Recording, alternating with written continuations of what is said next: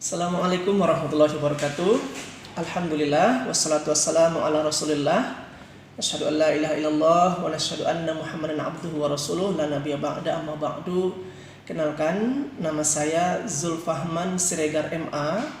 Saya adalah dosen tetap di Universitas Askia, Sumatera Barat, mengampu mata kuliah Pendidikan Agama Islam 2 SKS. Pembes saya ada di PG PAUD. Baik, kali ini saya akan mencoba menyampaikan deskripsi mata kuliah yang akan ditayangkan berikut, termasuk capaian pembelajarannya dari segi sikap, dari segi pengetahuan dan juga keterampilan. Berikut juga capaian pembelajaran mata kuliah sampai kepada materi, ya, kegiatan pembelajaran, bagaimana metodenya, terus tugas-tugas dan juga penilaian. Kita lihat pada tayangan berikut ini. Assalamualaikum.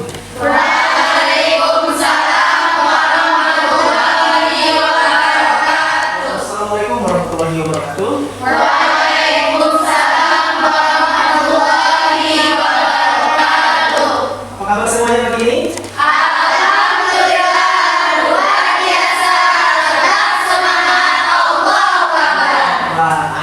Kalau bertemu dengan Mas Sokau ya, selalu ceria. Seperti biasa, ini pertemuan kita kedua ya. Kita berdoa terlebih dahulu. Silakan dipimpin doa dan lalu nanti murojaah ya. Nah, kita mulai kita pada pagi hari ini, ada baiknya kita berdoa. Berdoa dimulai. Bismillahirrahmanirrahim. Raditu billahi rabba wa bil islami dinan wa bil muhammadin nabiyya wa rasula. Rabbi zidni ilma warzuqni fahman. Kita mulai surah Al-Fatihah ayat 6 dan 7. A'udzu billahi minasyaitonir rajim. Bismillahirrahmanirrahim. A'udzu billahi minasyaitonir rajim. Bismillahirrahmanirrahim. Wa idzal biharu sujjirat. Wa idzal biharu sujjirat. Shadaqallahul azim. Alhamdulillah, kehadiran Allah dengan segala firman-Nya. Baik, pemirsa semua, kita telah mengetahui ya bahwa di kampus kita Askia ini memang memiliki visi. Apa visi kita? Bapaknya kan berkarakter cerdas, ya, Islami dan cerdas juga. Ya. Nah, maka mudah-mudahan dengan kita terus-menerus berinteraksi dengan Al-Quran, itu akan membentuk karakter kita menjadi karakter seorang Muslim yang Islami. Baik, kali ini kita akan masuk kepada materi agama, yaitu hakikat manusia. Namun sebelumnya kita absen dulu ya. Nah, di PowerPoint ini kita tidak banyak ya, lebih kurang di catatan saya ada 15 orang. Hadir semua ya? Hadir Ustaz. Alhamdulillah. Baik, terus kita ingat pada pertemuan kemarin kita sudah sampai membahas tentang hakikat agama. Hakikat agama. Nah, agama itu kan berasal dari bahasa Sanskerta ya. Artinya tidak, agama artinya kacau. Jadi agama itu adalah agar manusia itu tidak kacau, agar teratur dalam hidupnya. Nah, yang kali ini akan kita bahas itu adalah tentang manusia. Masih ingat definisi manusia? Dalam Al-Quran ada 3. Ada yang ingat? Sinonimnya? Ya, salah. Baiklah, sebelumnya perkenalkan nama saya Ramida, ini 21 2010. Ya. Hakikat pada sinonim manusia itu ada 3. Yang pertama yaitu basar, artinya makhluk biologis, yang dimana manusia itu memerlukan makan dan minum. Yang kedua insan, yaitu makhluk psikologis, yang dimana manusia itu memiliki rasa yang tidak dimiliki oleh makhluk lain. Nah, sedangkan yang terakhir yaitu anas, makhluk sosial, di mana manusia itu perlu bersosialisasi atau manusia tidak bisa hidup sendiri. Super sekali. Tepuk tangan. Baik. Ramida namanya tadi ya? Iya, Ustaz. Oke. Nah, terus ini saya ulang saja dulu ya sebagai pengantar dari menyambung materi kita berikut hari ini. Nah, kita tahu juga bahwa manusia itu asalnya dari mana? Dari tanah. Ya. Iya. Ada pendapat lain? Dari mana musuh manusia pertama itu? Kalau dulu itu masih memakai teori Darwin itu, Ustaz. Manusia itu berasal dari kera. Nah, tetapi sekarang itu sudah bisa dipatahkan karena di dalam Al-Quran sudah dijelaskan di surah Al-Baqarah kalau proses penciptaan manusia itu diciptakan yang pertama itu dari tanah, kemudian Allah Subhanahu wa taala menyiapkan roh kepadanya. Dan yang kedua status nutfah. Oke, bagus. Berarti teori Darwin sudah terbantahkan ya. Itu teori evolusi katanya ya, bahwa manusia itu berasal dari kera, berevolusi sampai berbudaya. Tapi kayaknya dari dulu begitu juga karena monyet ya. Begitu juga tidak ada perubahan kan? Nah, oleh karenanya alhamdulillah kita akan melihat ya kajian ini lewat kacamata Islam. Tentu sumbernya adalah Al-Quran dan hadis Nabi. Nah, baik, sampai di sini ada yang mau bertanya sebelum kita lanjutkan? Tanya, Ustaz. Nah, silakan. Jadi kan pada pertemuan kemarin ada Ustaz menjelaskan tentang potensi manusia. Ya. Karena potensi manusia itu ada 3, yaitu jasad, akal, dan roh. Mungkin bisa Ustaz terangkan tentang kegunaan masing-masing karena Anda belum paham di bagian itu, Ustaz. Oke. Baik, ini mohon dicatat ya. Ya, Ustaz. Mungkin kemarin karena waktu kita singkat belum sempat menjelaskan secara utuh tentang apa saja yang dimiliki oleh manusia itu. Tadi sudah dijelaskan sama Aisyah ya. Iya, Ustaz. Aisyah ada apa? Akal, ya, ada jasa dan ada qalbu, betul ya. Nah, kita telah menyampaikan pada pertemuan kemarin itu bahwa secara garis besar unsur manusia itu ada 2, ruh dan jasa. Ruh dan jasa. Nah, ruh itu dari Allah. Yas'alunaka 'anil ruh, qul ruh min amri rabbi. Apabila mereka bertanya kepada tentang ruh, katakan itu adalah urusan Tuhanku. Sedangkan jasad kita ini itu berasal dari tanah. Betul, manusia pertama itu dibentuk dari tanah liat. Ya, tapi anak cucu Adam itu bukan dari tanah yang langsung, tapi saripati tanah yang disebut dengan sperma. Ya, bertemu dengan sel telur atau ovum ya pada wanita. Nah, kembali kepada pertanyaan Esa tadi dijelaskan bahwa manusia itu memiliki 3 potensi ya. Yang pertama itu jasad ya. Tanpa adanya jasad kita tidak mungkin beramal. Tidak bisa melakukan aktivitas tanpa adanya jasad. Maka dengan adanya jasadnya kita bisa melakukan amal.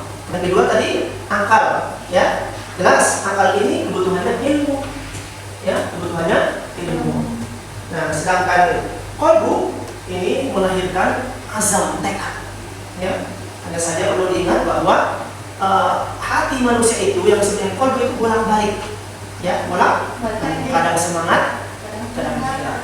Ini pada semangat semua ya? Semangat. Pagi mungkin ya? Sudah sama ya? Belum, Ustaz. Wah, sayang sekali.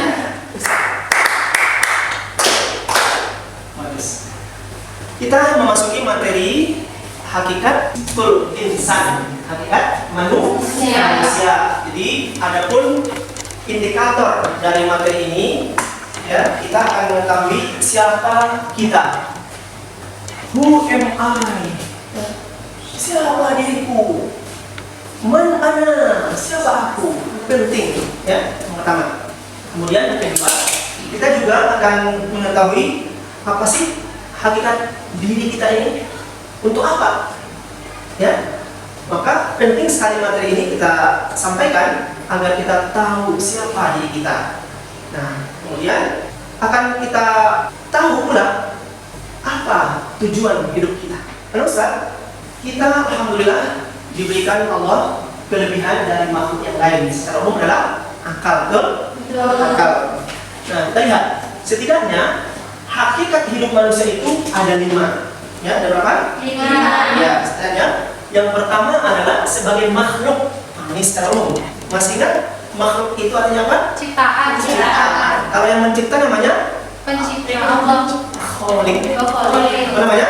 Kholik. Iya. Jadi manusia itu adalah salah satu makhluknya Allah. Emang cuma manusia saja yang makhluk Allah? Tidak. Ya, tidak. Nah, ada hewan, tumbuh-tumbuhan, malaikat, jin. Nah, sekarang kita fokuskan kepada kita sebagai manusia. Adalah salah satu makhluk Allah yang memiliki sifat. Ya, apa itu alam fitrah? Ya, kita itu manusia memiliki fitrah. Fitrah itu adalah suci. Ya, kullu mauludin yuladu alal fitrah. Kata Nabi, fa abawahu au yuhawidani au yasironi. Setiap bayi lahir dalam keadaan fitrah. Ayah ibunya lah yang menjadikan anak itu Yahudi, Nasrani atau Majusi. Demikian dalam hadis Nabi ya. Nah, jadi ini kita sebagai makhluk. Nah, kemudian sebagai makhluk ciptaan Allah kita juga lemah. Ya, kita juga lemah. Doif. Ya, doif. Ya, lemah. Boleh dilihat diterka apa yang kira-kira ada di kantong Ustaz ini? Tidak ada isinya, Ustaz. Tidak ada isinya. Yakin? Yang lain? Ada? Uang. Ternyata Anda salah. Ada vakum. Ini menunjukkan betapa lemahnya kita. Dekat tapi nggak tahu. Nah, harus kita akui. Ya, kita sifat yang ada pada manusia itu juga lemah. Ya, maka kita membutuhkan kekuatan yang Allah Subhanahu Wa Taala. Ulang lagi. Jahil. Artinya apa? Bodoh. Tanpa diberitahu kita tidak tahu apa-apa. Makanya kita belajar. Ayat yang pertama turun apa? Ya, Bismillahirrahmanirrahim. Ya, luar biasa. Ya, untuk membaca agar kita tahu. Kemudian fakir. Ya, ada yang tahu apa itu fakir? Iya, butuh. Ya, kita ketergantungan. Ya, terutama kepada Allah. Kita butuh Allah Subhanahu Wa Taala. Kita lanjutkan. Ya, hakikat hidup manusia itu tadi ada 5 ya. Yang pertama sebagai makhluk, yang kedua mukarram. Apa namanya? Mukarram artinya dimuliakan. Ya, dibanding makhluk yang lain. Itu pertanyaan. Kira-kira apa yang membuat kita mulia? Sampai-sampai pernah diprotes ketika awal penciptaan Adam itu kan diprotes oleh malaikat. Ya, dalam Al-Quran dikatakan Auzubillahi wa id qala rabbuka lil malaikati inni ja'ilun fil ardi khalifah. Terus malaikat angkat tangan. Apa kata malaikat? Qalu ataj'alu fiha ma yufsidu fiha wa yasfiku dima. Kenapa engkau Allah hendak menciptakan manusia yang justru menumpahkan darah dan saling membunuh? Lanjut pada ayat berikutnya dijelaskan oleh Allah, aku lebih tahu daripada kamu. Nah, oleh karenanya, saat kita adalah dimuliakan oleh Allah. Setidaknya ada 3 hal ya yang membuat kita menjadi mulia. Yang pertama, nafur ruh. Ada yang tahu tidak? Harus ditiupkannya ruh. Iya, ya.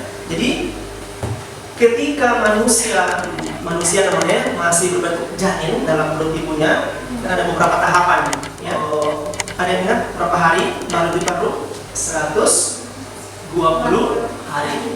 Ya, 120 hari. Nah, setelah sempurna penciptaan manusia yang sebelumnya dari setetes mani, ya, berubah menjadi setetes darah.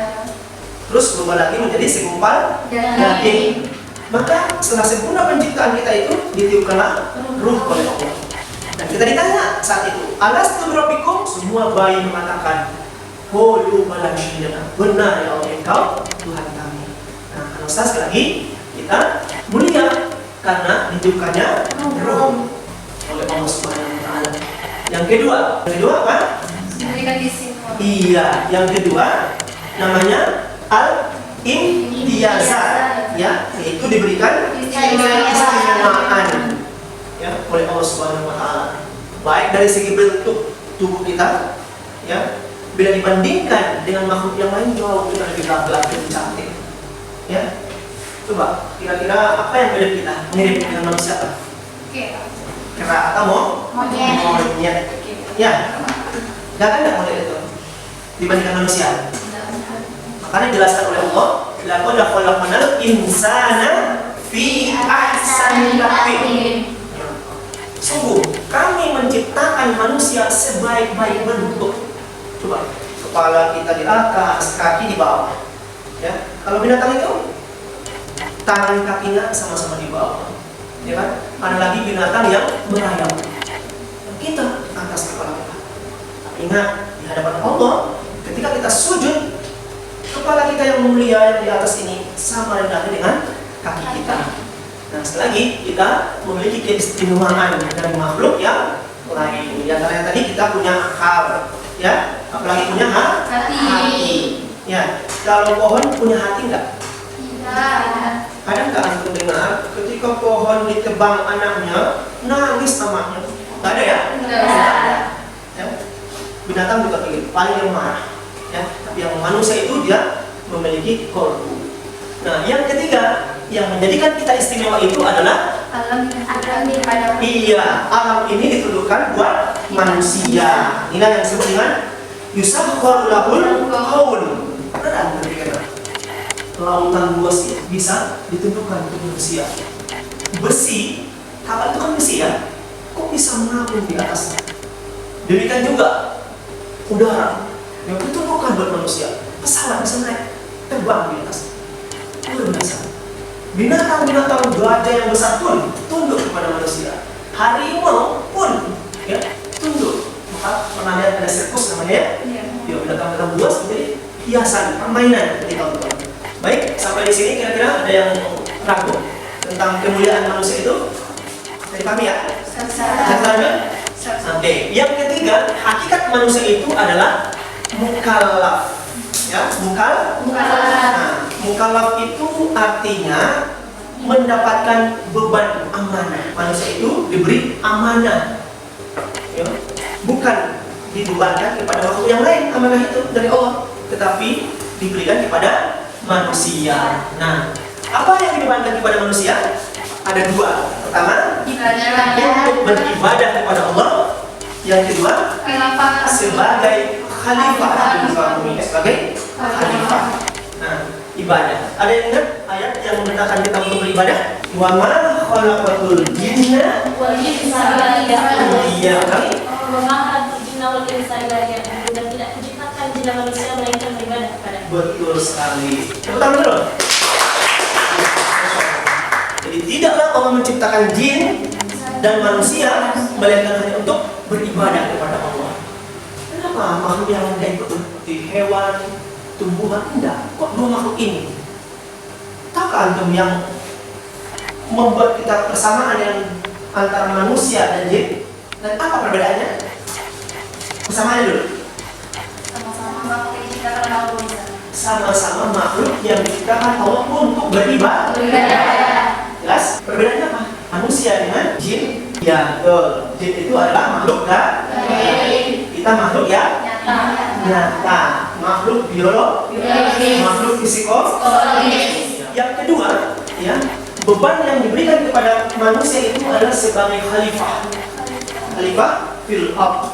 Ada yang tahu khalifah artinya? Bagus, pemimpin, wakil. Ya, yang diputus oleh Allah ke muka bumi. Maka sudah selayaknya kita memantaskan diri kita sebagai pemimpin muka bumi, bukan makhluk yang lain. Berikutnya yaitu mukhayyar. Apa namanya? Mukhayyar. Ada yang tahu mukhayyar apa? Luar biasa. Ya, manusia hakikatnya itu adalah bebas untuk memilih. Kenapa? Dia punya akal, punya hati, ya, bebas memilih. Pilihannya dua, mau beriman atau kafir. Mau beriman atau kafir. Terserah Anda. Semuanya ada konsekuensinya. Namanya majaziyun. Ya, ada Surga dan neraka. surga, balasannya. Kalau kita beriman, maka balasannya surga.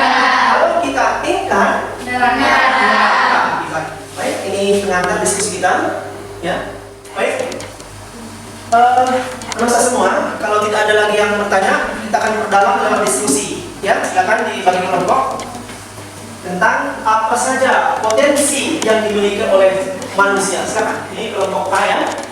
Ini kelompok B. Oke, dikasih waktu.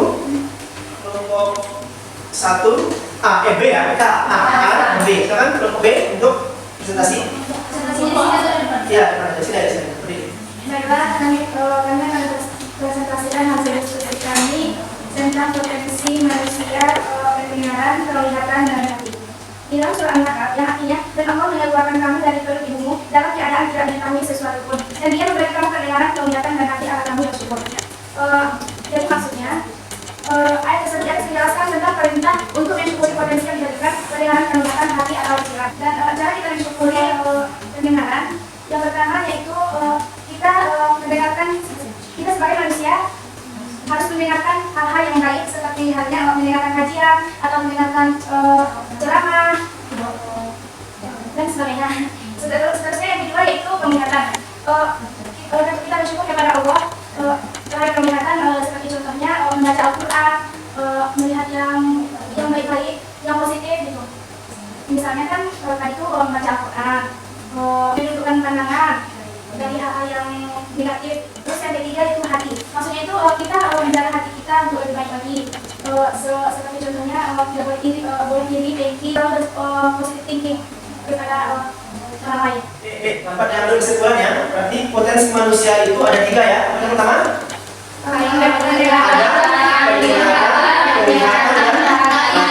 baik, dari kelompok B ada yang ditanyakan? Ya, silakan.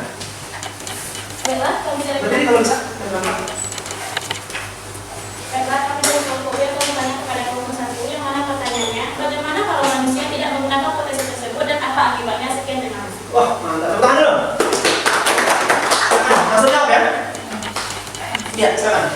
Baiklah, saya akan menjawab pertanyaan dari kelompok B. Bagaimana pertanyaan? Bagaimana kita sebagai manusia tidak menggunakan potensi yang seperti pendengaran, penglihatan, dan hati. Nah, jika kita tidak menggunakan pendengaran, penglihatan, dan hati dengan baik, maka kita sebagai manusia tidak akan terarah hidupnya. Karena kita jauh dari Allah. Misalnya seperti pendengaran, kita selalu mendengarkan hal-hal yang tidak disukai Allah. Terus penglihatan, kita selalu melihat hal-hal yang tidak disukai oleh Allah. Dan yang terakhir itu hati. Nah, kita tuh pendengki atau dendam sama teman kayak gitu. Nah, itu tuh Allah sangat benci terhadap orang-orang yang dengki terhadap manusia lain seperti itu.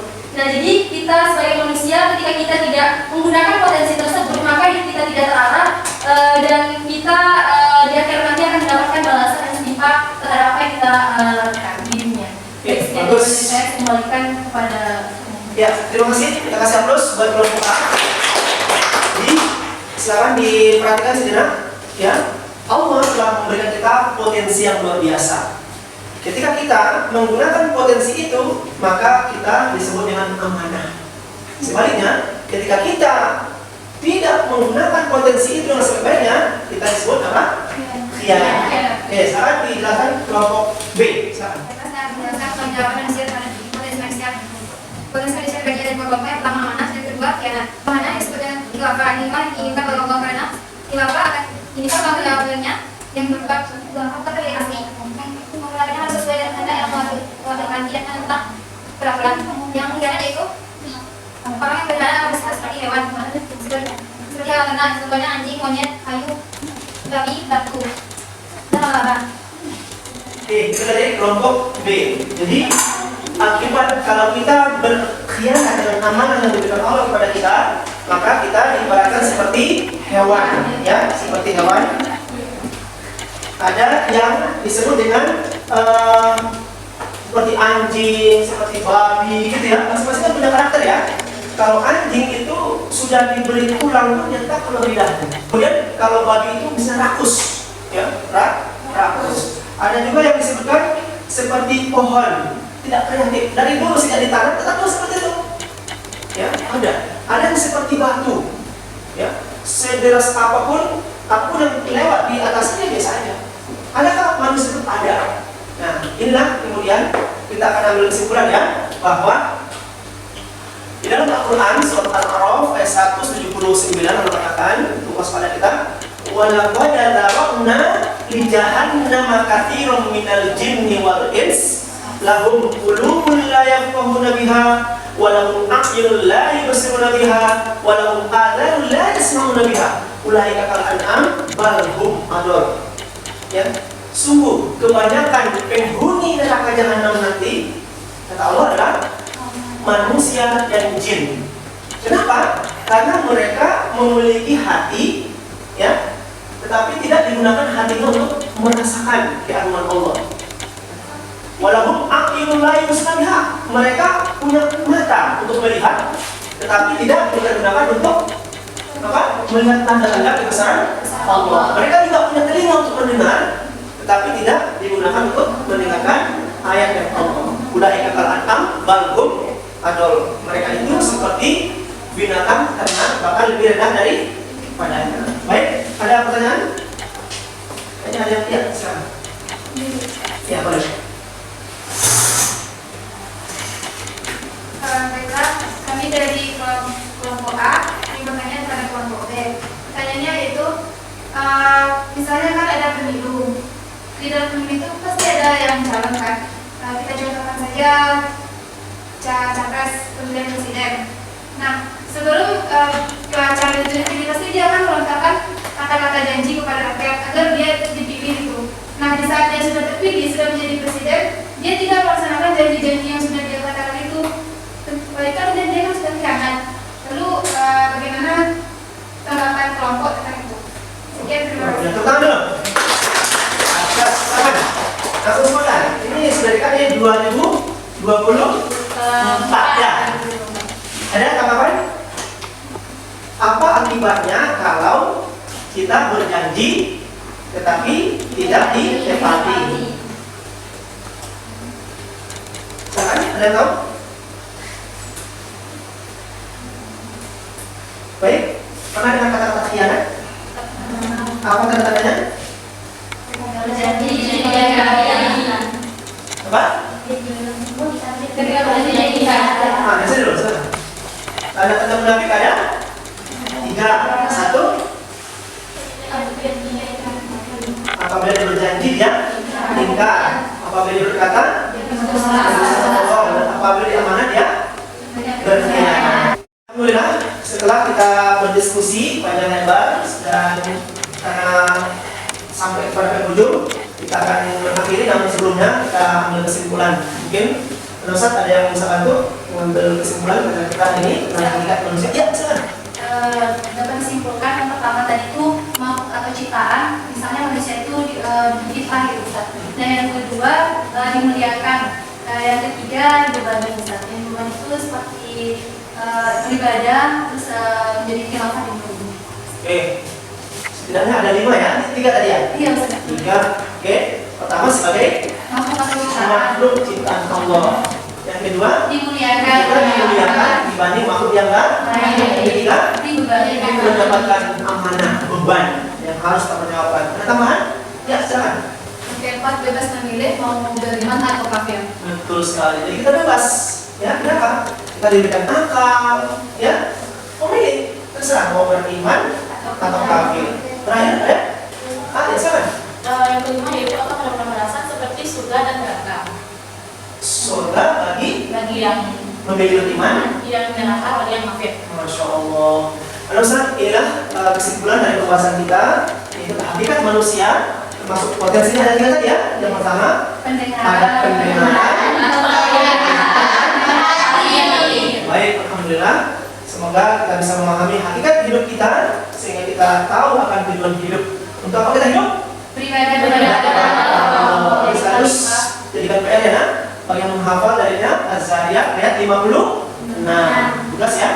kemudian sebagai khalifah di muka bumi, pemimpin ya, atau wakil Allah di muka bumi. Maka dalilnya surat Al-Baqarah ayat 30. Oke, kemudian hafal pada pekan depan akan kita tagih. Demikian perkuliahan kita pada siang ini, pagi dan siang ini kita akhiri dengan membaca hamdalah. Alhamdulillahirabbil alamin. Menggunakan yang doa untuk majlis.